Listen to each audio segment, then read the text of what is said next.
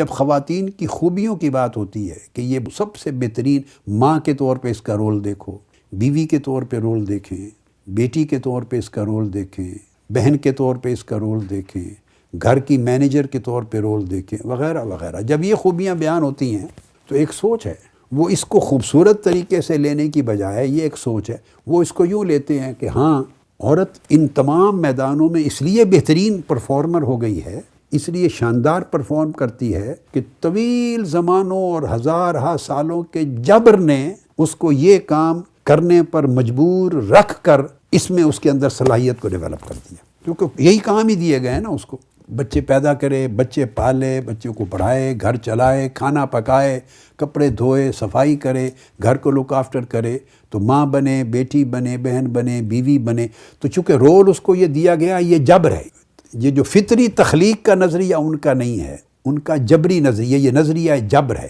اور فطری تخلیق کا نظریہ قدر ہے۔ قدر آپ حیران ہوں گی کہ یہ کیسے بن گیا۔ قدر کہتے ہیں میرے بیٹے ایسٹیمیشن کو۔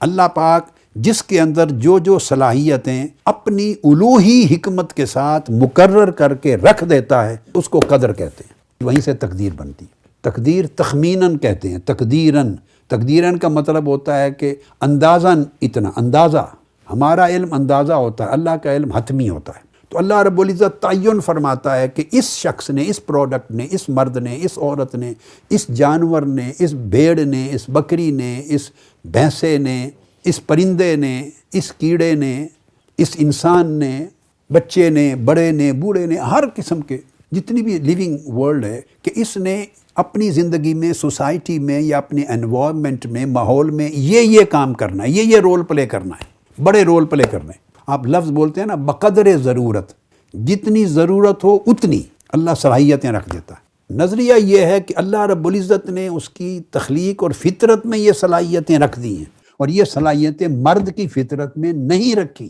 مرد میں کچھ اور ایسی صلاحیتیں رکھ دی ہیں جن میں وہ اسپیشلائز کرتا ہے، اور وہ عورت کے ساتھ بھی کامن ہے، وہ عورت میں بھی ہیں، مگر مرد اسپیشلائز کرتا ہے۔ اسی طرح کچھ صلاحیتیں عورت میں اتنی زیادہ رکھ دی ہیں جن میں وہ اسپیشلائز کرتی ہے، کسی کو میجر حصہ ملتا ہے، دوسرا شیئرنگ کرتا ہے تھوڑا سا، دوسرے کو ایک اور میجر حصہ ملتا ہے تو عورت اس میں شیئر کرتی ہے۔ یہ ہے بقدر ضرورت، تو یہ نظریہ قدر ہے۔ اب اس خوبی کو کئی ذہنوں نے نظریہ جبر سے بدل دیا ہے کہ یہ ساری خوبیاں ہم میں اس لیے آ گئی ہیں کہ ہمیں صدیوں، ہزاروں سالوں سے اسی کام پر مجبور کر کے، غلام بنا کے، ذلیل بنا کے، جگڑ کے رکھا گیا ہے، یہی کریں۔ تو جب ایک آدمی کو ایک ہی کام دیا گیا ہو تو اسی میں ماہر ہی ہو جائے گا نا، مہارت آ جائے گی۔ تو وہ سمجھتی ہیں یہ کمال نہیں ہے، بلکہ وہ جبر کے نتیجے میں یہ صلاحیتیں ہم نے ڈیولپ کر لی۔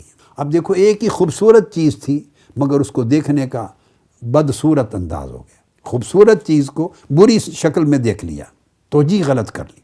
اب اس کے برعکس ہم کیا سمجھتے ہیں، یہ جو موضوع عورت کی فطری تخلیق، یہ اس نظریے کا رد ہو گیا۔ اب وہ دیکھیے میں کہاں سے لے رہا ہوں اس کو، یہ سورہ نساء کی پہلی آیت، فطری تخلیق کا کنسپٹ لے رہا ہوں۔ اللہ رب العزت نے ارشاد فرمایا، یا ایھا الناس اتقوا ربکم الذی خلقکم۔ تو پہلے اللہ پاک نے ایڈریس کیا انسانوں کو، عالم انسانیت کو، تو بات ہیومینٹی کی، ہیومن کائنڈ کی سطح پہ ہو رہی ہے۔ اے لوگو، انسانوں، اللہ پاک سے ڈرو جس نے تمہیں پیدا کیا، اور پھر کیا، خلقکم من نفس واحدہ، ایک جان سے پیدا کیا، وخلق منہا زوجہا، اور پھر اس میں سے اس کا جوڑ پیدا کیا۔ تو اس میں تین چیزیں آ گئیں، ایک رب ایک ہے دونوں کا، یعنی پیدا کرنے والا ایک ہے، مرد کا بھی عورت کا بھی۔ نمبر 2، پروسیس آف کریشن وہ بھی ایک ہے، خلقکم من نفس واحدہ، اس نے ایک ہی جان سے تمہیں پیدا کیا۔ رب بھی ایک ہے، خلق بھی ایک ہے، یعنی تخلیق بھی ایک ہے۔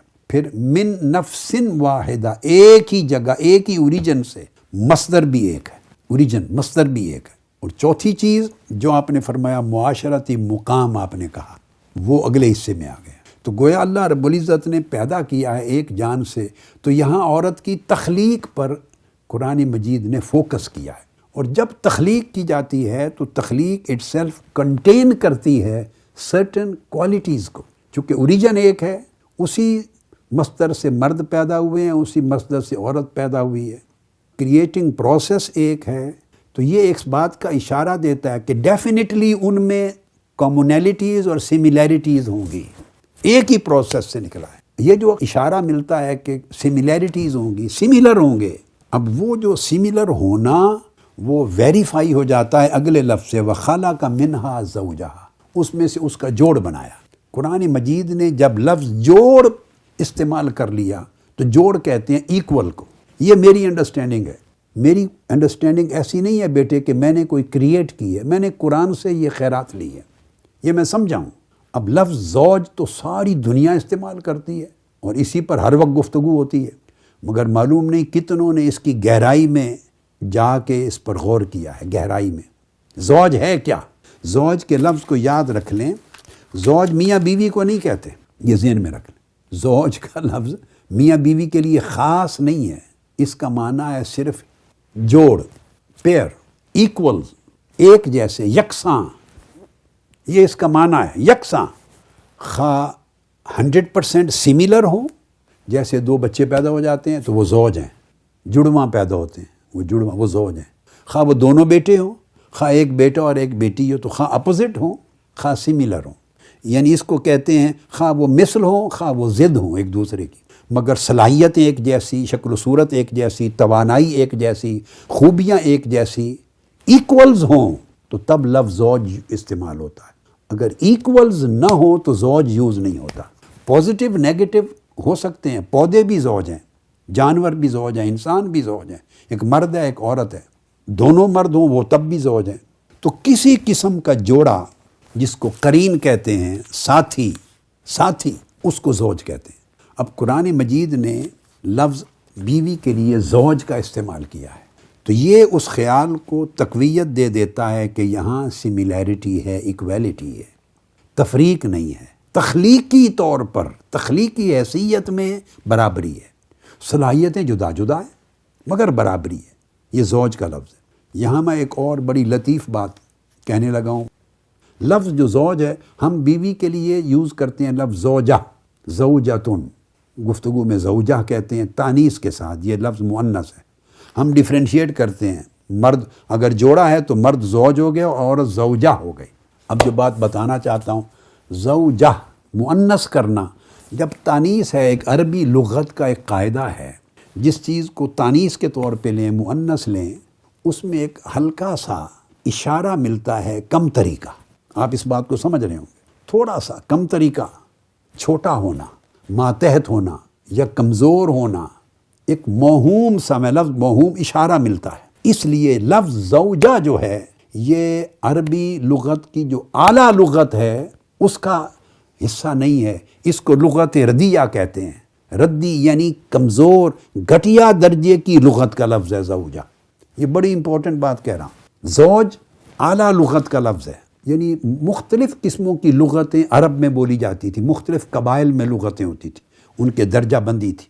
درجہ بندی میں جو لغت فصحا اور اعلیٰ لغت ہوتی ہے نا، گفتگو، اعلیٰ زبان، اس میں زوجہ نہیں کہتے تھے، اعلیٰ لغت میں زوجہ، تانیث نہیں دیتے، چونکہ جب اس کا مؤنث بنا دیا تو اس میں ایک موہوم سا اشارہ سننے والے کے ذہن میں جاتا ہے جیسے تھوڑی سی کوئی چیز کم ہے، اور مذکر کے طرز پہ جب جاتا ہے تو وہ تھوڑا زیادہ ہے، اونچا ہے، اس میں فوقیت بنتی تھی۔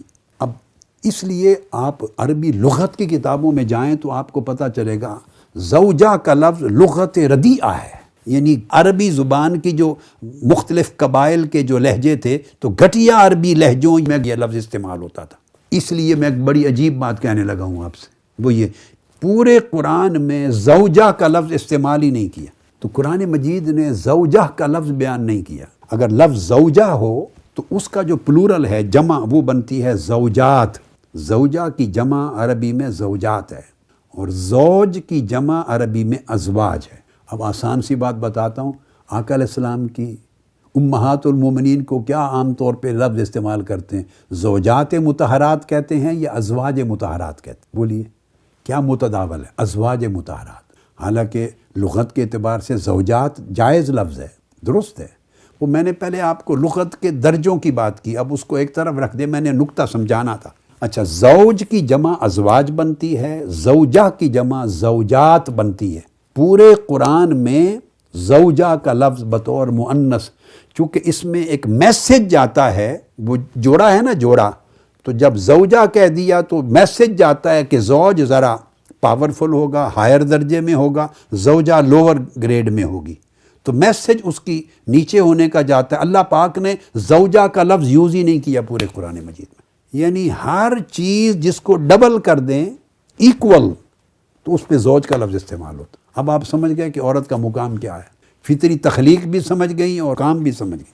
اب قرآن مجید نے انسانی تاریخ میں پہلی مرتبہ جب لفظ استعمال کیا، وہ سنیں، آدم علیہ السلام کو ایڈریس کیا، سورہ بقرہ میں آتا ہے، ارشاد فرمایا، اور سورہ اعراف میں اعوذ باللہ من الشیطان الرجیم، یا آدم اسکن انت وزوجک الجنہ، یہ نہیں کہا یا آدم اسکن انت وزوجتک، زوجتک الجنہ نہیں کہا۔ پہلی جوڑی جب انسانیت کے اندر بنی، پہلا جوڑ، تو اللہ پاک نے اس کو بھی زوج کہہ کے ایڈریس کیا، زوجہ نہیں کہا۔ آپ اور آپ کی زوج جنت میں سکونت اختیار کریں۔ پھر قرآن مجید میں فرمایا متعنا بہی ازواجا منہم، تو ہم نے ان کو ان میں سے ازواج، ان میں سے اشباہ کے سملر جوڑے جو مماثل ہوتے ہیں، بالکل پیئر، ایکول پیئر، ان کو، اور اقران قرین ہوتے ہیں ان کو کہا ازواجا۔ پھر فرمایا من کل شیء خلقنا زوجین، ہم نے ہر چیز کے جوڑے بنائے ہیں، یعنی ہر چیز برابر برابر دو دو کر کے بنائی۔ یہ سورہ ذاریات میں فرمایا۔ نباتات، یہ جو پودے ہیں اور پھل پھول ہیں، ان کے اندر بھی نر اور مادہ، مذکر مؤنث ہوتے ہیں، ان کے بھی جوڑے بنائے۔ فرمایا ازواجم من نبات شتیٰ، جتنی مختلف ویجیٹیشنز ہیں اور فروٹس ہیں اور نباتات ہیں مختلف قسم کی، وہ ایک دوسرے سے ملتے جلتے، وہ بھی جوڑے جوڑے بنائے ہیں۔ جانوروں کا بھی ذکر کیا تو فرمایا ثمانیۃ ازواج، 8 قسموں کے جوڑے بنائے ہیں جانوروں کے، جو انسانوں کے استعمال میں گھر کے لیے ہوتے ہیں۔ جنت کے طبقات کا ذکر کیا، فرمایا کنتم ازواجا ثلاثہ، 3 ایک ملتے جلتے طبقات ہوں گے۔ تو گویا یہ بات میں نے یہاں تک سمجھا دی کہ اللہ پاک نے قرآن مجید میں چونکہ جو لفظ یوز کیا وہ ہے زوج کا، خلق منہا زوجہا، اس میں سے اس کا زوج بنایا۔ تو زوج اٹ سیلف تخلیقی فطرت یا فطری تخلیق دونوں اعتبار سے ایکول اور سملر بنایا ہے مرد کے، تو ساری خوبیاں اللہ پاک نے بائی برتھ ڈال دی ہیں، چونکہ یہ جوڑا ہے۔ اب اس کا تعلق سیکس کے ساتھ ضروری نہیں ہے کہ میل سیکس ہے فیمیل ہے، نہیں، وہ پھر میں نے کہا ایک ہی ہو سکتا ہے، ڈیفرنٹ بھی ہو سکتے ہیں، تشابہ چاہیے۔ اور اس کے بعد پھر فرمایا وَبَثَّ مِنْهُمَا رِجَالًا كَثِيرًا وَنِسَاءً، پھر ان دونوں سے مرد بھی بنائے، عورتیں بھی بنائیں۔ آپ دیکھیں 5ویں جگہ پر جا کر پھر مرد اور عورت کا نام لیا ہے۔ تھرو آؤٹ 4 مرحلوں پر ایکویلٹی، سملیرٹی چلی آ رہی، پھر جا کے سیکس کا ذکر کیا ہے کہ مرد اور عورتیں اس میں سے بنائیں، اس سے اس کی تخلیق کا اندازہ ہوتا ہے۔ اب آ جاتا ہے مقام، اس کو لے لیں۔ اب مقام کے اینگل سے آ جائیں، اس کا بھی قرآن مجید کی سورہ حجرات جو میں نے پڑھی، فرمایا یا ایھا الناس انا خلقناکم من ذکر و انثیٰ، ہم نے تم میں سے مرد بھی بنائے ہیں، عورتیں بھی بنائی ہیں۔ یہ تخلیق کا ذکر کیا ہے، مردوں کی عورتوں کی۔ وجعلناکم شعوبا وقبائل لتعارفوا، اور یہ بڑی ایک سگنیفیکنٹ بات ہے، یہ تفسیروں میں کبھی کہیں نہیں ملے گی، میں نے خود زندگی میں کہیں نہیں پڑھی، پوری لائف میں کبھی نہیں پڑھی، نہ کسی تفسیر کی کتاب میں، نہ کسی شرح میں، نہ کسی کومنٹری میں، نہ اشارے میں، نہ کنایے میں۔ یہ صرف قرآن ہی کا تحفہ ہے۔ قرآن اپنا نور دیتا ہے نا، قرآن خود کلام کرتا ہے، عطا کرتا ہے۔ تو جو بات توجہ طلب ہے، دیکھیے مرد اور عورت کی تخلیق کی بات کی، اور تخلیق کے ساتھ آگے نیکسٹ سٹیج میں فرمایا کہ پھر تمہارے اندر شعوب اور قبائل، یعنی قبائل اور خاندان، قبیلے بنائیں، ٹرائبز بنائیں اور فیملیز بنائیں، لتعارفوا، تاکہ تم ایک دوسرے کو پہچان سکو۔ اب یہ جو اس آیت کریمہ میں 3 آرٹیکلز آ رہے ہیں، 3۔ پہلا تو یہ ہے تخلیق کا، مرد اور عورت کو تخلیق کیا، یہ ایک آرٹیکل ہے۔ اب مرد اور عورت کی تخلیق کے ذکر کے ساتھ ٹرائبز اور فیملیز کو بنانے کا ذکر کیا۔ اب ان دونوں میں ایک معنوی ربط ہے۔ قرآن مجید اگر ایک آیت یا ایک مضمون یا ایک جملہ بیان کرے اور اس کے کئی جز ہوں اور ہر جز ایک سیپریٹ سبجیکٹ ہو، کبھی ایسا نہیں ہوتا کہ ان اجزاء کے درمیان معنوی ربط اور مناسبت نہ ہو۔ کہ ہمیشہ آیت کریمہ کے اندر جو چند اجزاء ہوتے ہیں ان کے درمیان بھی ایک معنوی ربط ہوتا ہے، ربط بین الآیات بھی ہوتا ہے، آیت کا آیت کے ساتھ ربط ہوتا ہے معنی میں، اور ایک آیت کے اندر اگر کئی معانی ہوں تو ان کے درمیان بھی ایک ربط ہوتا ہے، کوئی بات کوئی جز دوسرے سے بے جوڑ نہیں ہوتا۔ اب یہ جو فرمایا کہ ساتھ ہی ہم نے شعوب اور قبائل بنائے، کیوں؟ لتعارفوا، تاکہ تم ایک دوسرے کی پہچان کر سکے۔